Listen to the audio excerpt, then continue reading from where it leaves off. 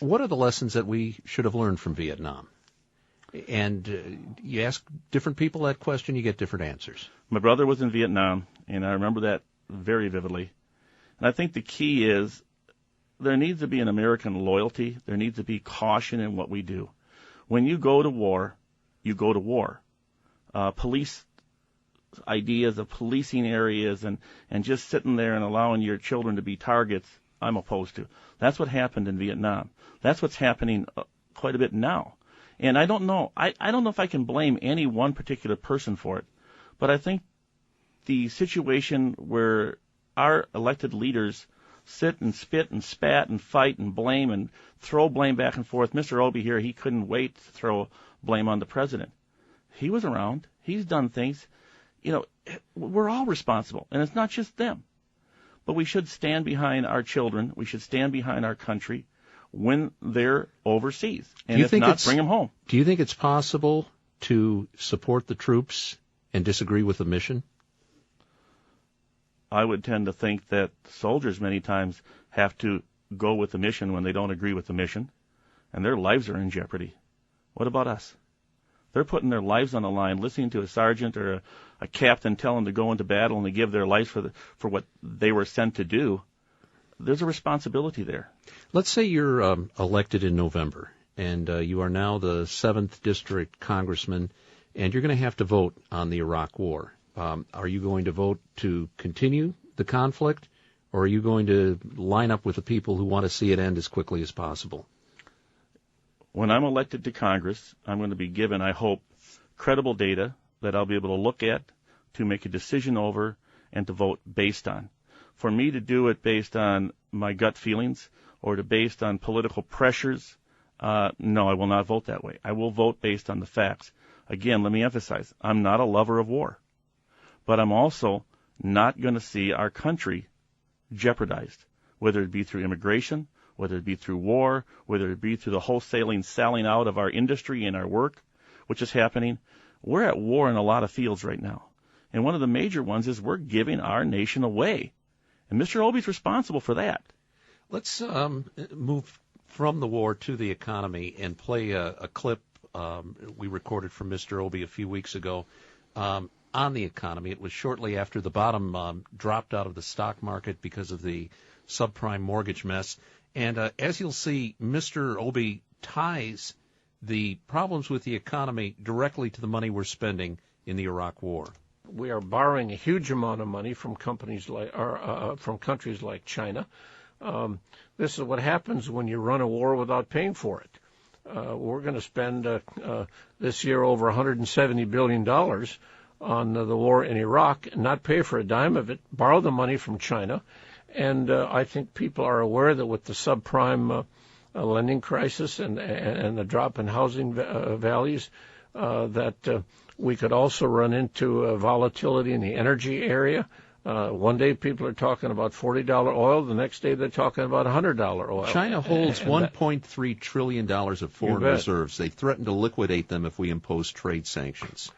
That's correct. And they're in a position to extract blackmail because we've allowed ourselves to get in this position. I never dreamed that you would have a Republican administration borrow as much money as this administration decided to borrow over the past 6 years. I thought we'd gotten out of the deficit hole under President Clinton, and now we've been tossed right back into it. Are you a borrow and spend Republican?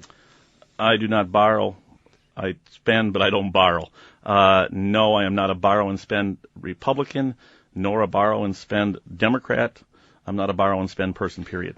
How about Mr. Obie's analysis that the billions of dollars we're spending in Iraq and the fact that we're financing it with money from China is essentially to blame for some of the economic problems we're facing? First of all, again, keep in mind I have a problem with partisan games. Mr. Obie was talking about, what trillion that we borrow from China? Mr. Obie didn't tell you that he voted 47 times in favor of illegal immigrants receiving amnesty. And that's a $2.6 trillion bill when they get that amnesty, if it's $12 million, when it's really $25 to $30 million. We'll have to check on those statistics in terms of his voting record. Look at the cost of that. But, again, what about the money that China We're in debt to China. Did you ever think growing up that we would be in debt, the United States of America, to a communist country? I never thought we'd be in debt to any country. Usually they were indebted to us. And that, I believe, is primarily the problem of the way we're running government today. Our government officials are more inclined to borrow to cover up their mistakes than to face them and pay them off.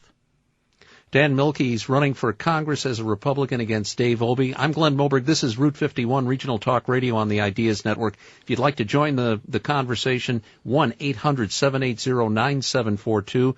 That's 1-800-780-9742. Mary Lee in Barnes, you have, I believe, a question on the economy. Mary Lee. Yes, I do. God love him. He sounds so optimistic, and he's just like he's on the Hallelujah trail, and I hope that he gets in there and tries to do something, but I think he's going to learn that it's, if you scratch my back, I'll scratch yours. Like for the past 70 years that I've been alive, that's how it's been run up in Washington. Maybe we should sharpen those nails a little bit. Yeah, well, somebody should.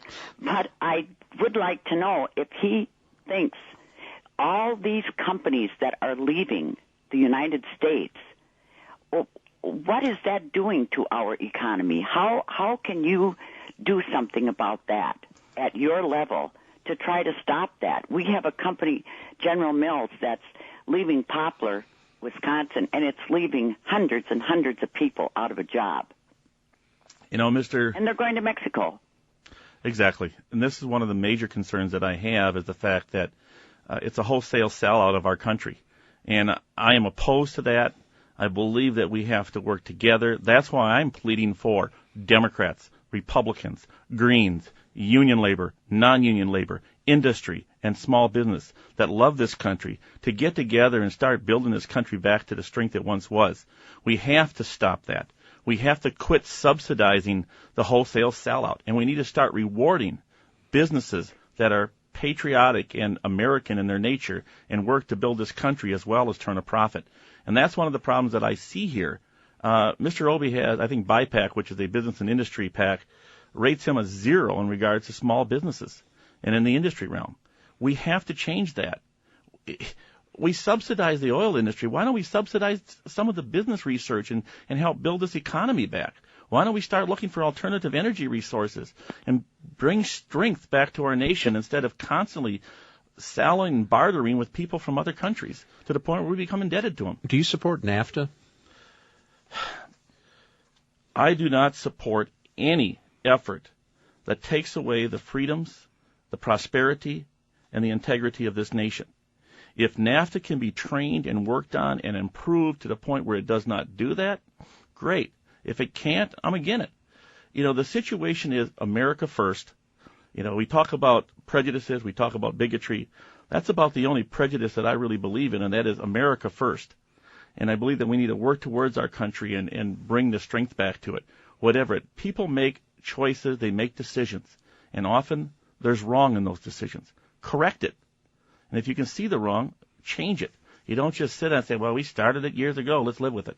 The cliche is fair trade versus free trade. The idea that if we are going to trade with somebody, they'd better meet our environmental standards and some minimum standards for what they pay their employees and for working conditions, or we're undermining everything that our workers have fought for decades in the United States. I agree with that. Mexico right now, truckers are coming into this country. They're not held to the same standards that our truckers are held to. They're not required to be proficient in English as the law states. They give them the English test in Spanish, and then when they say alto instead of stop, they pass the test and they come. Who's regulating them? Who's making sure they're sleeping the proper amount of hours? Where are all these restrictions that we put on our infrastructure and our trucking industry with them? But they're allowed to come across and compete against ours. I have a problem with that.